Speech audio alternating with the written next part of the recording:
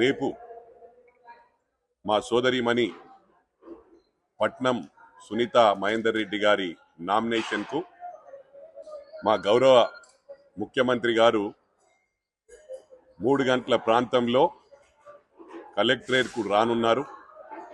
మరి 7 నియోజకవర్గాల నుంచి ఊహించని విధంగా ప్రజలు తరలి వస్తారని చెప్పి మాకు ఇన్ఫర్మేషన్ ఉంది. దీన్ని పెద్ద ఎత్తున జయప్రదం చేయాలని చెప్పి కూడా మల్కాజ్గిరి పార్లమెంట్ కుటుంబ సభ్యులకు అందరికీ కూడా విజ్ఞప్తి చేస్తా ఉన్నాం. ఏదేమైనప్పటికీ కూడా ఈ పార్లమెంట్లో బాధాకరం ఏంటంటే ఊహించని విధంగా మా రేవంత్ అన్న, మా గౌరవ ముఖ్యమంత్రి గారి కష్ట ఫలితం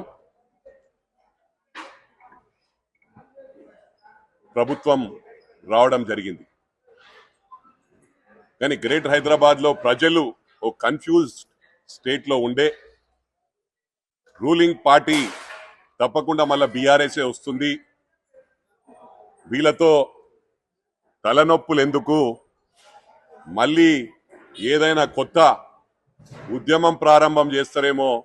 2001 నుంచి తెలంగాణ ఉద్యమం వలన ఎన్నో ఇబ్బందుల పాలు చేశారు. ప్రభుత్వం వచ్చిన తర్వాత సపరేషన్ ఆఫ్ స్టేట్ అయిన తర్వాత మళ్ళీ అందరితో మంచి ఉండి ఏది ఇచ్చినా ఫస్ట్ ప్రయారిటీ కాంట్రాక్ట్లన్నీ మాకే ఇచ్చారు, మనకెందుకు గొడవలు వీళ్ళతోనని చెప్పి ప్రజలందరికీ ఇష్టం లేకపోయినా కూడా రూలింగ్ బీఆర్ఎస్ఏ వస్తుందని చెప్పి వన్ సైడెడ్ గా బీఆర్ఎస్ కోట్లేయడం జరిగింది. ఇవాళ బాధపడే విషయం ఏంటంటే ప్రభుత్వం ఉన్నప్పటికీ ప్రజలు ఎక్కడికి వెళ్ళినా బాధపడతా ఉన్నారు. అయ్యో పెద్ద పొరపాటు జరిగింది, ఇవాళ డెవలప్మెంట్ కు ఇబ్బంది అవుతా ఉంది, ఎమ్మెల్యేలు ఎవరు అందుబాటులో లేరు, ప్రభుత్వం ఉన్నప్పటికీ ఒక ఎమ్మెల్యే కూడా కాంగ్రెస్ ఎమ్మెల్యే లేరని బాధపడతా ఉన్నారు. ఇవాళ రిప్రజెంటేషన్ అవసరం.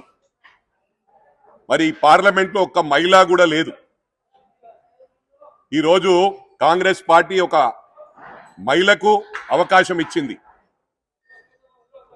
నేను ఈ మల్కాజ్గిరి పార్లమెంట్ కుటుంబ సభ్యులకు విజ్ఞప్తి చేస్తా ఉన్నాను, ఢిల్లీకి పంపించవలసిన అవసరం ఎంతైనా ఉంది.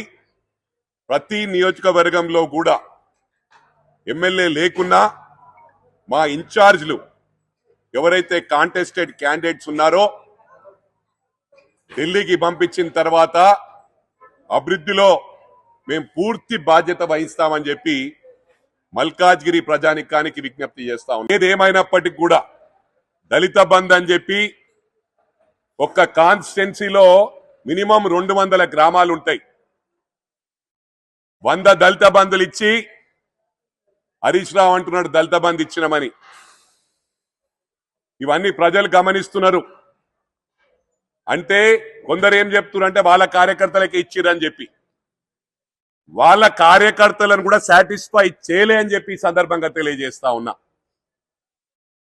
200 గ్రామాలు ఉంటే ఒక్క గ్రామాల దాదాపు కొన్ని గ్రామాల్లో 200 కడుపు ఉంటది దళితులై, కొన్ని గ్రామాల్లో 100 కడుపు ఉంటది. అంటే రెండు గ్రామాలకు కలిసి ఒక్కరికి కూడా ఇయ్యలే. అంటే వాళ్ళ కార్యకర్తలకు కూడా సాటిస్ఫై చేయలే. అందుకే ఇలా పార్టీ ఖాళీ అవుతా ఉంది, బీఆర్ఎస్ పార్టీది అడ్రస్ గల్లంత అవుతా ఉంది. మరి 24 మంది ఎమ్మెల్యేలు టచ్లు ఉన్నారంటారు. మీరు గతంలో చేసిన పొరపాటే. ఏదైతే మా తల్లి సోనియా గాంధీ గారు తెలంగాణ ఇచ్చారో ఆ తెలంగాణ ఇచ్చిన తర్వాత పార్టీని విలీనం చేస్తామన్నారు. పార్టీని విలీనం చేయడం సంగతి పక్కన పెట్టండి, కానీ కాంగ్రెస్ పార్టీ లేకుండా చేద్దామని ఎమ్మెల్యేలందరి డబ్బులకు కొనుగోలు చేసి కొన్న సంగతి తెలుసు. ఆ రోజు ఏం చెప్పారు, కాంగ్రెస్ పార్టీ లేకుండా పోయిందని.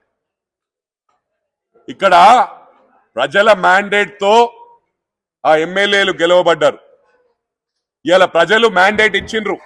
గౌరవ ముఖ్యమంత్రి రేవంత్ రెడ్డి గారు పిసిసి అయిన తర్వాత వారి కష్టాజితం గ్రౌండ్లోకి వెళ్ళి ఎంత హార్డ్ వర్క్ చేసిరో మనం చూసినాం, ఎన్ని కేసులు బుక్ అయినాయో. టోటల్ కుటుంబాన్ని ఇబ్బందుల పాలు చేసినాం.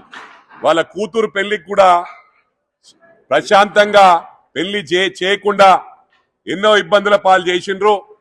దానికి శాపం ఇలా ప్రజలందరూ తిరగబడి కాంగ్రెస్ ప్రభుత్వాన్ని తెచ్చిండ్రు.